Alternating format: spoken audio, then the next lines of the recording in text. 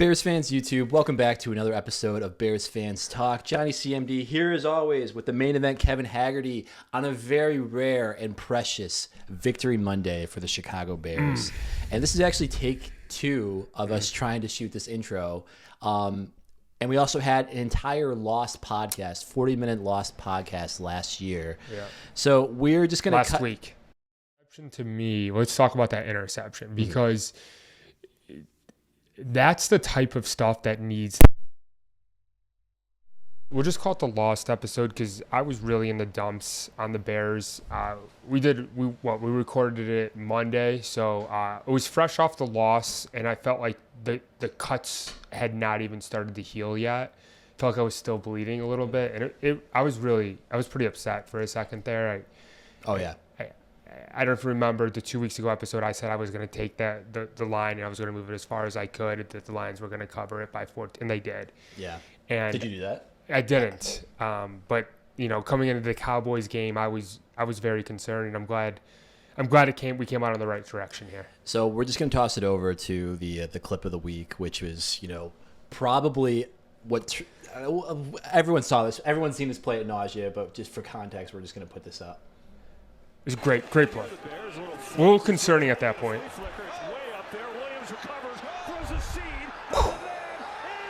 Luther Burden the third.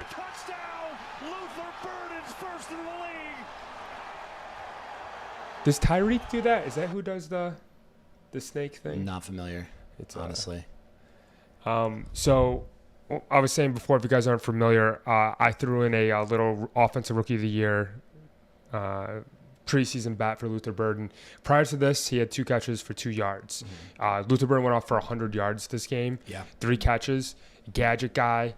I think he's more than that, but this was a great play. I think they gave him on the end around every once. Yeah, so it was a good coming out party for Luther Burden. And I think it was like a response. One thing that we talked about in the podcast last week is we're not utilizing Loveland. We're not utilizing Burden. We're not utilizing like really anyone from this most recent draft class. I think actually Colson Loveland got hurt is what I heard at the end of the game, unfortunately. But yeah, they got him involved early in the game, and seeing Burden out there too. And really what I felt like this game was Caleb's arrival game for me. The 4 touchdown passes, I kind of asked you this earlier, but just for do you know who's leading the league in touchdown passes? So I do. It's Aaron Rodgers and Caleb Williams. Aaron Rodgers and Caleb Williams, which it's kind of funny to see AA around at the top of the list again. But to see Caleb at the top of the list, though, that's something that, even though it's only 3 weeks, small sample size, I'm very proud of that, and I'm really happy to see that. Through 3 games, 7 touchdowns, not gaudy numbers. Here's the other thing too, John. Do you know what he's on pace for to throw? How many yards? I don't. What are we at right now? About 4,020 yards. 4,020 yards? Yes, wow. I believe is the number. So he's right at that 4,000 or 4,050 yards, about 4,050. Wow. Sorry. So he's like right at that 4,000, the 4K clip, which would be the first time in Bears history. I would love to see it, and I was thinking about this the other day. I didn't do the math at like what kind of pace he was on, but I would love to just see, like, how players say it doesn't matter, coaches say it doesn't matter, but if he were close to it in like the final 2 or 3 games, which is what I was hoping they would do last year, it's just let him get it. Yeah, let him sling it. Just do it. Yeah, just so we never have to see the stupid graphic of like the Bears, the only NFL franchise without a 4,000-yard passer, and I think it's the only ones without a 30 touchdown thrower or something like that. That or maybe the Cleveland Browns too. No, I don't think that's true. I think Baker did it for the Browns. Don't quote me on that. But anyway, so he did it for the Bucks. We're gonna talk strictly about the positives, and then I do want to. You have any negatives? Yes, I do. Oh, well, we'll get there. When I was watching the game, and I watched the game, and if you know as a father, like the way I watched this game was. My 2-year-old wouldn't let me watch it on the TV, so I'm watching on my phone, which I only had access to Red Zone and not the in-market games. Really? So I watched the majority of this game on my phone on Red Zone. Like I saw that flea flicker on Red Zone, and then another part of it was like laying in bed holding my newborn. So there was something about like the fact how disengaged from this game must have just done the Bears right. But anyway, through this entire day, I think my wife is expecting me to be a little bit more over the moon over all this happens, and there's some really good things. I mean, and you touched on the first one. Yeah. To say it's Caleb Williams' arrival game might be a bit much, but Caleb Williams has looked solid. Yes. Really all season, definitely the last 2 games. Even when we got routed by the Lions, I walked away from that game being like, Caleb still looked pretty good while it was a game. Correct. And here, I mean, we've talked about this before. His ball security has actually been really good, too. Yeah. So only 1 pick thrown this year. I forgot how many games he went through last year not throwing a pick. It almost got egregious where it's like, dude, just throw a pick so you can start airing the ball out again. Yeah. But he's actually maybe playing too careful. Yeah, but his one interception he did have was egregious. Do you remember the interception he did have? Looked like he was trying to throw the ball away and then didn't get it there. Maybe he wasn't. I don't know. Up for debate. Whatever. That was the Detroit game, actually. I remember now the exact play. Yeah. But I think Caleb's playing phenomenal, honestly. And I know I like Swift. I know Swift didn't have an amazing game, but like I still think he's playing his role, what he needs to do. This is the backfield we're working with, John. If you're going to talk about positives this game, you cannot go from Caleb Williams to DeAndre Swift. You just can't do it. I'm just gonna stick on Swift all year because I came off him once last year and he had his breakout game. So I'm just betting it. I'm betting it's gonna happen. The thing about DeAndre Swift is like it's hard to actively dislike him because I do think that he goes out there and he plays his hardest, but I just don't think he's that guy. I don't think he is. I'm not telling you he's that. He's not your 3-down black. I think he's a change of pace back. Like he's kind of like he's good in the passing game. He can make big splash plays. Yeah. But he can't run in between the tackles, and you need to have a guy like that. He's not going to go out there and he's not going to win, he's not going to rush for 1,500 yards, okay? But he's very serviceable for this Ben Johnson. So offense. we're going to throw away the fact that you just want to jump in DeAndre Swift at any point you can. Rome, another great. So like he has now 4 touchdowns in 3 games. So four of Caleb's 7 touchdown passes have gone to Rome Odunze. So I know you're a big Rome guy, but like I have this problem in my head that I can't be like, oh, top tier receiver. I'm gonna hate this. What is it? I just can't do it. I can't. No, he's not a top tier receiver yet. But I feel like people are like, oh, like Rome Odunze, like he was like super hot last week. Everyone's like, love Rome Odunze, love Rome Odunze. I'm kind of like, hey guys, pump the brakes. It's the Bears here, and then he has another really, really good game, and now all of a sudden I feel like people are like, oh, Rome is wide receiver 1, a bona fide hustle, and then DJ kind of gets the afterthought. He did get his touchdown reception, but I was kind of like the game was almost out of hand at that point. I know you didn't watch the whole game, but like it was kind of out of hand at that point. No, I saw that touchdown because it was on red zone. I was going to say it was a score. Yeah, it was actually sometimes when the Bears, if you're not watching the Bears game, you're trying to watch it through red zone. Sometimes they don't come up a lot in red zone, so it was a good game for it to be on red zone. What I will say is today I actually did go back and I watched Sunday Ticket also has the condensed games, so I watched that, which is actually a nice way to watch a game. 30 minutes, right? 45. Usually 35 to 45. That's awesome. It's pretty good. So Rome, here's the thing about what Caleb clearly has more connection with Rome Odunze right 100%. now. And I think it's because Rome is someone who can run himself open. It just seems like Rome's getting open more than DJ. I think DJ is kind of like a guy who's just keep feeding me the ball. I'll go up and find a way to catch it, more or less. He's not like a big guy, but I think DJ worked really well with Justin because I think Justin was pretty comfortable just throw the ball in his direction and we'll see what happens. And a deep ball too. Yeah, and Caleb doesn't play that way. Caleb typically seems to only feel comfortable. Only feels comfortable. No, I'm not going to say surgical. Only feels comfortable in throwing people who are open as opposed to throwing them open. I see what you're saying. More than throwing to a spot. Yes. Right? So I think that connection is real and it's there, and I don't think it's going anywhere. So I do think that Rome Odunze is probably going to be the leading receiver on the Bears when all is said and done at the end of this year. I think you're right. I think that's without question, which is also good for us too, because Rome's on a rookie deal too. So it's a much cheaper option for us. But if Rome can arrive, I mean, and the other positive that I'm going to talk about too, because this is kind of the whole point I want to bring is the offensive line gave up 0 sacks. Yeah. And if you can get that offensive line working, that's my third positive of this game. Is the offensive line looked good. Amazing. Caleb was clean all day, and I think that's what made the difference. I mean, have you ever heard the thing that if you, put any NFL cornerback 30 yards away and you hang a tire from a tree, 9 out of 10 the quarterbacks will hit the tire. Yeah. Now you put a 300-pound guy running after him. Now that number goes to 1 out of 10. Have you heard that before? I have not heard that. Okay. But I can believe it, I guess. Meaning being, if you have a 300-pound guy trying to take your head off, it's hard to throw the ball accurately. And Caleb had a clean pocket most of the game. But this is what I want to say, John. If we're going to get that offensive line, you're going to give up no sacks, and you're going to get Luther Burden involved. You're going to get DJ Moore, Swift, whether you like it or not. He's doing what he's doing, right? Some Cole Kmet, some Colston Loveland. 3 yards a rush, yeah. I'm just saying, though, like, and Ben Johnson scheming up some plays. This is our dream scenario for the Bears right now, and it's going on. This is our dream game. Yeah. So no, I agree. So and I think this is a phrase that we've probably actually used on the podcast here before, is like proof of concept. And I heard Courtney Cronin actually on the radio said this is kind of Ben Johnson's proof of concept. 100%. And I think that what we've seen over the last couple of weeks is we don't know what the ceiling of this offense is, but I think the floor has been raised.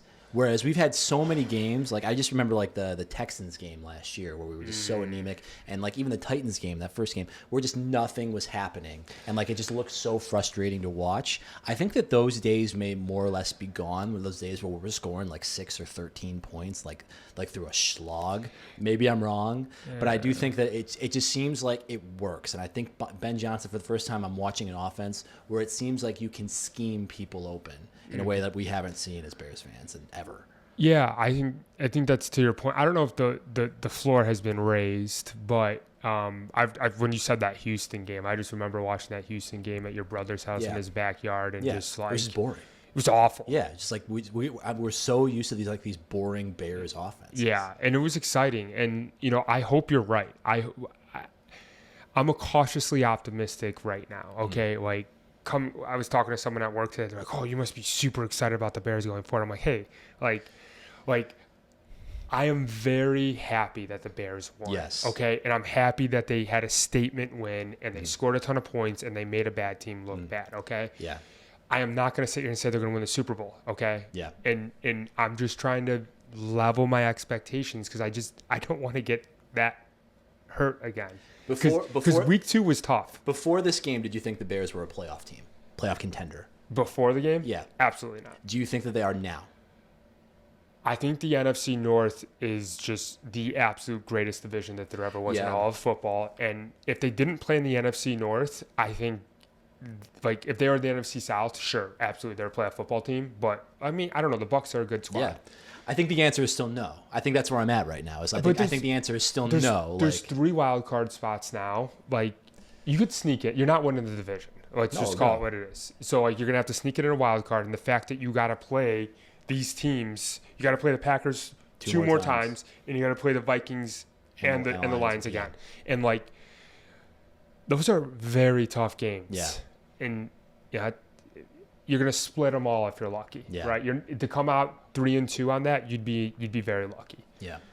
So to answer your question, I don't know if we're still a playoff team, but no, the short answer is we're not. And going into not so much the negatives, but I guess the kind of walking back into reality. And you mentioned this before, is like we beat down a bad team, we made a bad team look bad. That's a phrase that we spoke a lot at the beginning of last year. Mm-hmm. Remember when we beat it was the who were the 2 bad teams? It was the Jaguars, and I forget the other team. Carolina. The Carolina and the Jaguars back to back. Tennessee technically is a really bad. They were the worst team in the league. Yeah, but we beat down the Jaguars and the Panthers, and we said the same thing. It's like, the Bears made a bad team look bad, and like we're not going to apologize for that. We're looking at a Dallas team in disarray. Mm-hmm. Their offense is okay, but they lost CeeDee Lamb halfway through the first quarter. Did you see that? Their defense is just terrible. Okay, did you hear the interesting thing about the CeeDee Lamb thing? I did. Well, you go ahead and tell us, enlighten us. I don't know if it's real or not, but apparently if someone gets hurt, all the bets are void. But the fact he came... I didn't know that, first of all. If you put a bet on somebody and they get hurt in the first quarter, it gets voided. But I guess he came back in the second quarter and played one play, so all the bets were back on again. Yeah. Which just makes you, like... I don't buy that. I don't know. I'm not a guy who makes it. When I hear things like that, I'm just like, you think about how much money is on the line and you're just like, that is absurd to say what you want about Jerry Jones, but I don't think he's willing to F around with CeeDee Lamb on a bad ankle just so the sports bettors, the sports books. Did you see that? Did you see his ankle? It's like literally in like the shape of from a doctor's perspective. No, they weren't showing that it wasn't misshapen. It was swollen. That's all it was. Dude, and now they're saying today it doesn't look like it's as bad as they thought. They got some good drugs. That's all I'm gonna say. So to put everything in context, the Dallas is a bad defense. And it looks like they lost their best player in CeeDee Lamb. I wonder if they needed like a defensive end or something. They probably would have helped them out a lot. You make that argument, yeah. And Eberflus, the maligned Bears head coach, who is now the defensive coordinator for Dallas, he likes to play zone.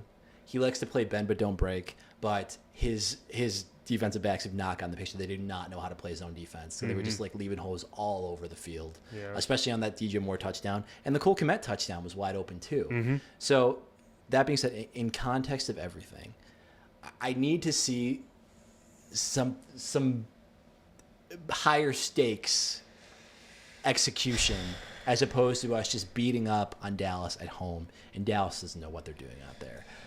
So the Raiders aren't a good team. They're probably a bit better than Dallas. I was gonna say maybe not. This is a little cakewalk of their this is the only cakewalk we have. So we should win this game again. Then we get a bye week, and I think then we're in the kind of the it goes Raiders, which Geno slings the rock. Geno Smith. So I actually, before you came over, I watched the condensed version of their game against the Commanders. Yeah. The Commanders without Jaden Daniels, mind you. Marcus Mariota all of a sudden looks like an absolute stud. Yeah. So here's the thing: is I guess I would have expected. Max Crosby, they were able to game plan around him, beautifully. The Commanders didn't look great on offense, and they made some mistakes, and they turned the ball over. Yeah. But Geno Smith has got a way worse probably worse offensive line than the Bears were last year. They were getting home to him with rushing 4. And I think that I think that makes me a little bit more encouraged for this coming week against the Bears. So another thing I've heard about, Genti, obviously the 4th overall pick. I was pretty high on Genti, the guy from Boise State. Could have been the Heisman Trophy winner. Unbelievable back. So apparently Genti, his numbers are awful, which anyone who plays fantasy knows that. But if you watch the tape, I guess he gets hit behind the line more than any back in the league. It was something along the lines of like yards to first contact is like the worst in the league, but he's like breaking some tackles or something like that. But he's not even getting an opportunity to do. What I'm saying is, I'm a little worried though, because like there is talent there, and if they expose this, I'm not gonna say mediocre Bears defense here, and Genti could have his arrival game too. I think there's definitely I think that's my biggest worry. Yes. Because the Bears' run defense isn't good. And yes. And I think a lot of people were singing the praises of the Bears, who only gave up 14 points. But there were so many points in this game, like, that first drive where Tyreek Stevenson, granted, like ripped the ball out of. It was a good play. About time. It was a good play. He needed that. But it was like a 30-yard run before I know. I was like, yes. Oh, yeah, I know. And the Cowboys continued to drive in the series after that, but they just kept on. Granted, this is a plus for the Bears defense, but they were able to hold them to field goals. Sure. But they were moving the ball pretty consistently, and then there was a tip ball turning into an interception, and like that was one of those situations where if a couple of balls don't bounce the right ways for the Bears, then this might not have been the stomping that it turned out to be. And my counter to that is, Sean, like, good teams, the ball always tends to bounce their way. And, like, this is the NFL, and, the ball needs to bounce your way to win some games. And a lot of the times we were on the wrong side of the bounce for a number since we started this podcast, John. So it's about time we're on the right side. And it's good that we are, and I'm not going to complain about it. But I'd say if the Bears were playing the Cowboys again this week, I would not assume that we were going to get anything close to the same. Did you see they benched Dak? They benched Dak because the game was out of hand. I don't think they were just like done with Dak. No. There's nothing to that. Did you see Joe Milton throwing the ball? I did. Dude's got a rocket. Yeah, he throws it hard. He's got a rocket. That kind of like likens. I was watching some film from Kirk Warner. I guess he was watching like some of his own film, and he made the comment of like how soft it looks like he throws the ball compared to guys these days. And I think that was kind of like a sign of the times. I think that there was more touch, like finesse. Yeah, more finesse in like the Peyton Manning days. Like you watch these guys who just look so unathletic, like just absolutely carving apart defenses. I mean, I think maybe it was a little bit more the quarterback. I think the quarterback position was a little bit more cerebral of a position. I think it was 10, 15 years ago. The game was a little slower back then too, I think. I don't think it changed that much in like 10. I'm not talking 40 years. I'm talking like 10 years. I think the game has sped up significantly. Kurt Warner's last game was what, like 2005? No, definitely after that. Look it up. But I was only watching Kirk Warner because Kirk Warner has actually been on the side of Caleb Williams, and I think he was actually during the Lions game, 2009. So he was like, actually pretty like praising of Caleb even in that bad loss to the Lions.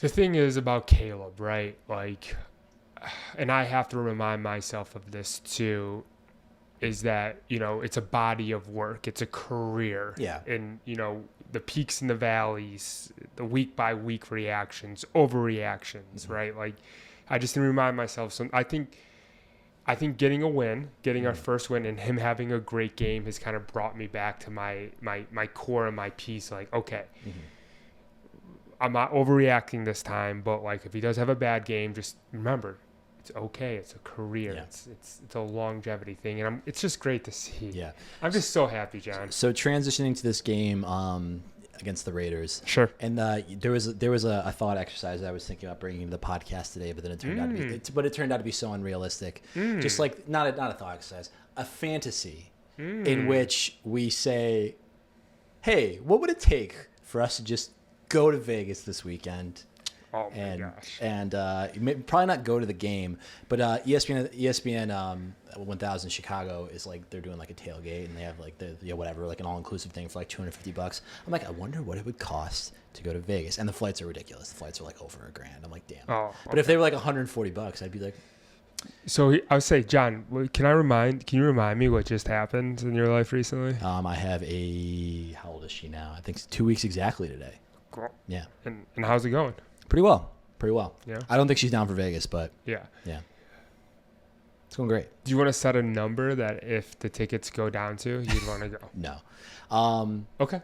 Yeah. I would say if you want to play the fantasy game, I'll play the fantasy game. I love Vegas. But you know, when I was watching the Baltimore game versus the Lions, a real fantasy of mine, and this would have to be like years down the road, is I would like to go to every NFL stadium, but I don't want to just like go there for a day. I'm thinking like this is like retirement life. I'm like, for an entire NFL season, like I'm going to live in that city, not live in the city, but visit that city for like 3 or 4 days, maybe even a week prior to the game, because I was and I think I was inspired. Like there's this one lady. And maybe I'll see if I can find I probably won't because it was a nothing picture, but like they zoomed into the crowd and basically she just had like, it was like ravens and crabs and like, I don't know, basically just like stuff that Baltimore stuff on her shirt. And I thought it would just be cool to experience the city like for a couple of days and go to the game. Yeah. And then just be a great way to like just see the country in addition to, you know, seeing some different NFL stadiums and teams play. It'd be really cool. I thought that'd be like a lot of fun. Well, John, if we ever make it to 65, I'll join you and we'll continue Bears fans talk on the road. 65, so that's almost 31 years. Yeah. You're about to be 35 in December. You're gonna be 35 too, dog. Not till January though. Oh. So 30, just like my wife, not till January. So 30ish. For the record, I'm December, and he's January. 2055. Yeah, dude. So before we go into NFC North talk as a whole, sure. What do you know about the Raiders? What's their record? They're probably 1-2. They're 1-2. Their win. Oh God. So they lost to the Chargers. They lost 29 to the Chargers. They lost to the Commanders, obviously. Who did they beat? Gosh, I literally was just researching this. Don't tell me it's the Niners. You want to look it up? It's not the Niners. No? It wasn't a good win. So I also want to put this on record right now as I'm looking this up. They beat the Pats week 1. The Pats. Okay. What was the score of that game? 2013. 2013. So not great. Are the Patriots I keep on getting like Drake May and Bo Nix mixed up. Are the Patriots playing well? Both Denver and the Patriots are middling right now. Okay. So Drake May is not playing well. Bo Nix is playing sophomore slumpish. I don't know. I'm not going to call him C.J. Stroud, but like, I mean, it's hard. The NFL's a hard. Texans are 0-3. Yeah, the NFL's hard, man. It's a hard league to win in. So, I think the Raiders. I think the deck was stacked against them. I've heard people make the excuse that you're a West Coast team going to play on the East Coast in the early slot. I think they also had a short week against the Commanders. You know, them coming home, being in the same situation that we were when we got stomped by the Lions. I think it's a dangerous game. I think that we're a better team. It just feels so ridiculous for me to be right back on the copium. What do you think the line is? The line, I did. The Bears are dogs. I think the Bears are 1.5 dogs. Really? Yeah. Huh. I wouldn't think that, honestly. It's almost a pick 'em at that point, though. It really is. And here's the thing: is just like, you think the Bears would let me ask you another question here. If it was in Jerry's world, down in Dallas and Arlington, would the Bears have won? Question one.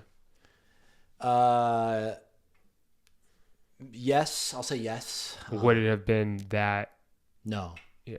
I say you play this game. I think you play this same game 100 times. I think it ends up being closer than it was. I think a lot of things bounce in our favor. I mean, but I do think that the Bears proved. I think Ben Johnson called a better game than the Cowboys did. For those of you that haven't seen, it's too long of a clip, so we didn't play it. But I sent it to Johnny. Johnny wasn't as high on it, but I was. Post game when Ben Johnson's giving out the game balls. It is awesome, and Ben Johnson is the type of guy I want, and very leader of men vibes. I believe in Ben Johnson. Caleb Williams is leader of men vibes. Yeah, I believe in Ben Johnson. Caleb Williams has given me a lot of good things to look at, and I'm just gonna. I feel so fucking stupid, but I think the Bears are gonna win. I think the Bears cover. Oh yeah. The point and a half. I think the Bears win. I think they cover, and I think they win. Yeah. Because I think the only way that they lose is if we get run on, and I just was not impressed watching Genty run the ball, and I think that offensive line is bad. I think Geno Smith forces balls. Yeah. Geno's not him, but he's all right. I think Geno, when he's in a better situation, it can work. But yeah, like I think he's a guy that when he's under pressure, that he will throw it, and the Commanders are getting pressure with just rushing forward, like I said. So I'm calling the Bears to win. Score prediction? I'm gonna say that it's going to be. I feel like I always land on around the same numbers. 31-22 Bears. Wow. Yeah. Almost a double-digit victory. Those are hard to come by in the NFL. I like Bears too, but I like it a lot closer. I like it like 24-21 Bears. 24-21? Yeah, okay. A lot closer of a game. Yeah, so... But you're saying Bears win. Bears win. We're both saying Bears. They have to win this game. Preseason, we called this a win. Both of us did. Yeah, they have to win this game. Let's just call it what it is. I mean, yeah, we do. You go into bye week 1-3 as opposed to 2-2. I mean, at least we had the bye week. At least we can end the bye week and being like, hey, we're a 500 team. This is fun for a minute. That's what I'm saying. That's what the Bears like to do. It's called stringing us in, roping us in. So let's just open up before we talk about the individual teams. You want to just rearrange the hats? So the hats need to be rearranged. I think technically speaking, based on your boring standings, I think this is still where we land, right? I think because the Packers beat the Lions. Well, the Vikings are 2-1. They're all 2-1 right now. Yeah. So I guess what's the tiebreaker? Division. I think it goes like this. That's where it needs to go. Yes. So the Vikings are 1-0 in the division, so they would go over. Yeah. So let's talk really quick recap. It's crazy because I think that after this week, the Lions look like they're probably the best team in the NFC North again, but they're technically moving down in the standings. So let's talk about let's talk about the Packers game. I don't remember how much we talked about. We started talking about it when the first episode got cut. But you want to play the clip of the week? This has to go in. No! How do you blow it to the ground? What are we doing? All right, I took my moment. I seized it on that. There you go, Johnny. Okay. So the Packers were winning a pretty boring game almost all game. They were up 10-0 with like 3 minutes and some change to go. And they ended up losing to the Browns 13-10. Nevertheless, it was a Browns team led by none other than Joe Flacco. Joe Flacco. Myles Garrett. Okay, here's what I want to say. I feel like everyone wants to dunk on the Packers. Like, oh, you lost to the Browns. I don't think the Browns are that bad. The defense is good. Yeah, the defense is good. The Browns just have no offensive weapons. Like, Yeah. who is the running back for the Browns? I was going to say Nick Chubb, but it's not. It's not. Oh, who is it? No idea. I can't name a wide receiver. Jerome Ford? I can't name a wide receiver for the Browns. OBJ. No, I'm kidding. Is that even true? No. No, OBJ. I think OBJ after the Browns, he went to The Rams. Njoku, the tight end. I said wide receiver. I'm just telling you guys, he's catching yeah, passes. so that's the type of game that the Browns are going to have to win. Is where they, it's kind of shocking that we thought that the Packers were a little bit better on offense than this, but the Browns are a good defense. So Jerry Jeudy, that's what I thought. Jerry Jeudy is there. Cedric Tillman. Jeudy. Yeah, Jerome Ford is their rusher. Quinton Junkins, I don't even know. Quinton Junkins, which is in a running back class that has not performed so far. Quinton Junkins, along with Cam Scapo, have actually been doing Scatterboo. But this is what I'm going to say about the Packers. Coming into that game, the Browns, a lot of people took them for the survivor pool. I think they were kind of like the favorite in the NFC coming out. I think it's been reevaluated here now. Yeah. I think they're still a good football team, John. They're still 2-1, and I'm afraid. Oh to play yeah, the absolutely. Packers. That's what I'm saying. I'm saying the opposite of what most people are saying. Is just like, the Packers obviously can lose to anybody. I think the Browns, when you have a good defense, you're gonna sometimes win these games. You're gonna keep it close. You're gonna keep yourself in it. And Joe Flacco is a veteran guy. Like, he can come through in the clutch when need be. And then you also have that terrible blocked kick. Oh yeah, there were 5 blocked field goals. The defensive touchdowns this week were just insane. Yeah. Which brings us to our next game, the Vikings and the Bengals. Yeah. The Vikings destroyed the Bengals 48-10.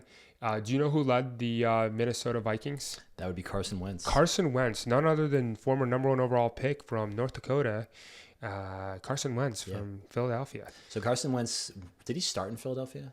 Was he number 1 pick in Philadelphia? Mm-hmm. Oh, interesting. I don't remember the Eagles ever being that bad that they would have gotten the number 1 pick. Oh. But we're talking like 10 years ago now. Yeah, dude. Now you got me second guessing myself.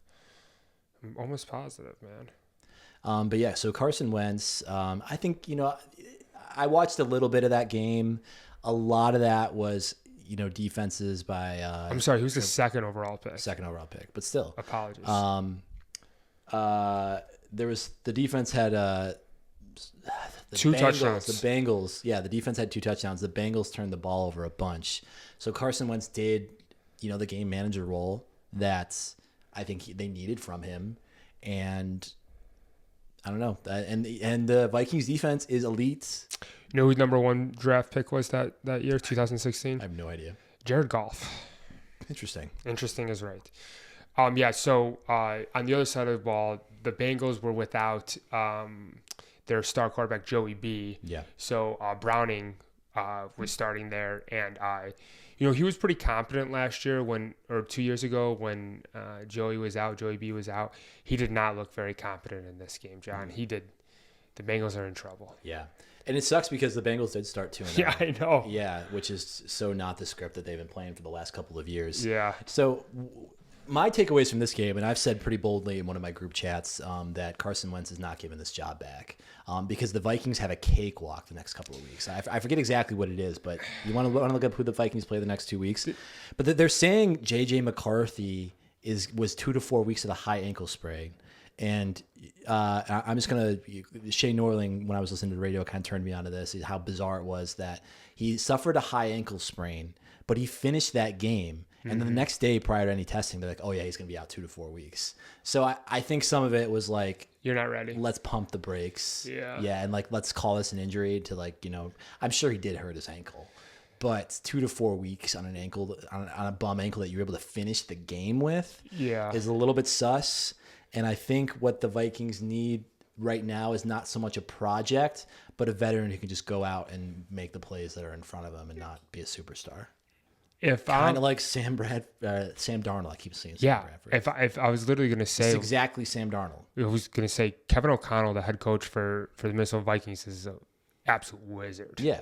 Absolute wizard. Carson Wentz's career was basically done. And, like, if he can come... I mean, he hasn't resurrected his I'm just career saying, yet, though, but- his career was done. I'm just saying, though, like, if he does the same Sam Darnold thing, if I'm any quarterback who's anyone, I'm literally signing up. Know who was there last year? Who was it? Where last year? Who signed with the Minnesota Vikings last year? No. Who? Indy's current quarterback. Former New York Giants. Daniel Dimes? Danny Dimes. Indiana Jones. And how well is he playing right now? Did he? Wait, was he on the Vikings? I don't remember this. He signed with the Vikings he was last there year after he got cut. Interesting. Because what do you do when you can't figure out your quarterback situation? You go to Minnesota, and then you get fixed. That's where Justin Fields. That's where Mitch should have went. But anyways, though, that was a great win by Minnesota. Really happy for them. I'm just as scared of the Vikings. Yeah, and then we just finished this Lions game, and I actually thought the Ravens were going to win and cover. I think it was a -4.5. Yeah. They go into hostile territory on Monday nights. I know. Definitively win. The Lions are good, man. The Lions are still really, really good. The thing is, like, potential AFC, like, there's a potential Super Bowl matchup right there. You would think, like, I mean, it's going to be out of the AFC. I think it's going to be the Bills or the Ravens. I mean, KC right now is in disarray. And, I mean, you're going to go into Baltimore like that, and you're going to show them, like, that's MCDC showing the boys. If the Ravens, it's crazy, though, you know, because I had thought about this. If the Ravens beat Lions definitively, I think that we could be sitting here being like, well, maybe the NFC North isn't as good. I mean, the Packers just lost to the and you could spin the Vikings loss as to be like, hey, you're going to be dealing with another quarterback controversy, and the Bears are the Bears, 1-2, and you know, maybe some upside. But it's a good analysis there. I could see that would actually, in an alternative universe, you're right, we could have spun it the other way, but on the contrary, we're now looking at three teams that are 2-1. Who is the best team in the NFC? If you had to put a team to win it right now, because we got three teams that are tied for 2-1, and the Bears, technically speaking, just a game behind. Yeah, right in the mix. You want to say the team at the same time? Do I want to say? What you think? To say who's going to win it? Yeah, the best team in the division. Ready? 1, 2, 3. Lions. Packers. Oh, okay. I like the Lions. You're probably right. What is wrong? I think so. I don't know how much just got cut out there, but I guess we were just talking about the Lions beating the Packers beating the Lions. Yep. So I don't know. I mean, I think that the Lions just have more star power top to bottom. Here's something we can't agree with: that the NFC North is by far the best division in all of football. I haven't. I looked at this pretty frequently last year. I don't really know who else would be up there rivaling that right now. I'm taking a quick peek. It's got to be. I mean, maybe you can argue the AFC North, maybe with the Bengals, Steelers, Ravens, and Browns, depending on how good that defense is. But, I mean, I like the AFC West is pretty good, too. I think the Chargers are a good squad. I think the Broncos are decent. You can never count out KC. But regardless, I think the NFC North, I can't believe the Colts are freaking 3-0, man. That is just on. Do you know how many times they've punted in 3 weeks? Like once, twice, once. It was just once, yeah. One time. Well, you know, one time in 3 weeks. Jones is going to be the storyline there, but Jonathan Taylor has absolutely been killing it. 100%. Jonathan Taylor is him. When I heard that stat about only punting one time, I feel like that's what Caleb meant Tory Taylor to do. He's like, you're not going to be punting that much. But yeah. How many times did he punt last week? More than once. More than I think once. 2 or 3 times. I mean, not a ton. 2 or 3 times. I'm just curious now that I'm here. They had over under 3.5, John. Under. 4 punts. Oh, wow. Yeah. All right. Well, I think that about covers it for this week. So we're both predicting a 24-21. And I'm saying a little bit more 31-22. You know, why not? I mean, I'm not putting any faith in that. I don't think I'm going to put any money on this game either. What time are we playing at? It's 3:25. It's not late. Another America's Game of the Week, back to back. I don't know about that, but maybe. Are they going to the 3:25 slot? I think is the America's Game of the Week, man. So if you're still watching, you're a real one. Please like, comment, and subscribe. Any favorite moments from this game? Do you have any predictions? What the Bears are going to do going forward? Was this a one-off? Are the Bears still who we thought they were, or is this going to be this like a turning point in the season, like a lot of people seem to be suggesting? Kevin, I'm not wearing a hat today. You want to send us out? Any parting words? Let's enjoy this victory, guys. Let's really, really enjoy it. Oh, that reminds me. So you're not going to be down for this. So tomorrow, you want to go to the Wiener Circle? Oh yeah, free hot dogs for Do everyone. you wanna go? Is it down? It's in the Loop, right? No, I think it's Lincoln Park. I thought I saw. Are there more than one? I thought I saw like a post of like Lincoln Park, and I'm like, that doesn't sound right. I thought it was in the Loop too. Is it happening for sure? Yeah, They're doing it. It's on their Instagram. Yeah, I don't. They didn't really give any sort of concrete like rules or regulations. Oh, it is in Lincoln Park. You're right.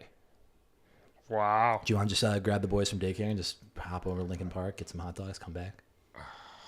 This could be good. I mean, that's how you take a moment. That's exactly why I want to do it. Is why you just said that. I reminded us, it's like just take a moment to appreciate this win, and we have like a tangible thing, a way of doing that. Just go and get a free hot dog. There's going to be nothing, but it's probably going to be out the. I mean, that's probably one deterrent, but like it's probably going to be a crazy line to get in there. Yeah, I think I'm more interested than I'm not. I'll tell you that. Let me know. Last thing I'm going to say for the boys, for everyone who's still listening, guess who plays in fantasy this week? Is it me and you? Me and you. I did not know that. Oh, you actually did kind of preface that. Me and you. Yeah. Who do you think's gonna win? Oh, me, obviously. I just put up 150 points. I'm stacked. I am stacked. I put up 170 2 weeks ago. Just putting that out there. All right, boys. Peace.